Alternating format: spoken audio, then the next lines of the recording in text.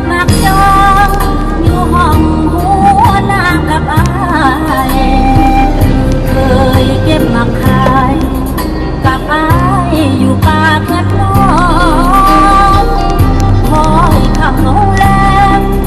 อยากแสงเดือนส่องเงือกห้องสองเฮาเคยไต่กระบองพายพาน้องไปเยืองแม่งจุดที่บัดนี้เจ้าไปแดนไกลสู่เมืองกรุงไปอยู่เมืองกรุงเรื่องหุ่นด้วยไฟแสงสีเจ้าคงหลงไหลลืมแสงไฟกระบองหิบลืมแล้วเจ้าแห่งจุดที่จึงปล่อยน้องนี้เป็นบ้าลงคอย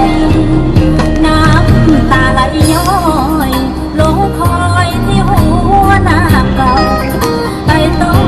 มาขายเป็นเป่าบ่มีเจ้าสุดเศร้าเงาหอยยินเสียงลมแปลกพาไปแปลกก็มาแต่ดอยได้ฟังแล้วใจอินอ้อ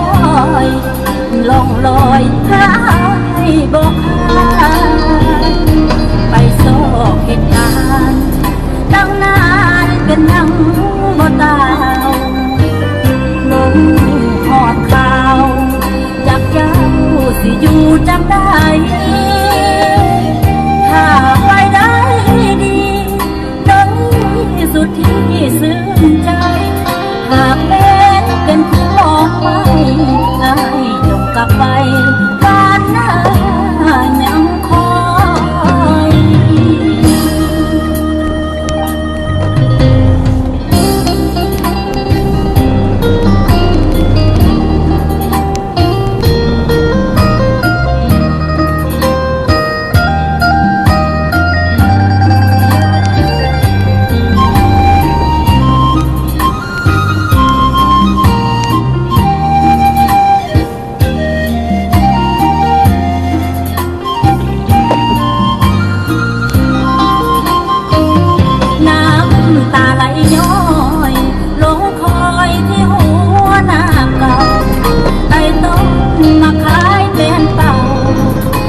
มีเจ้า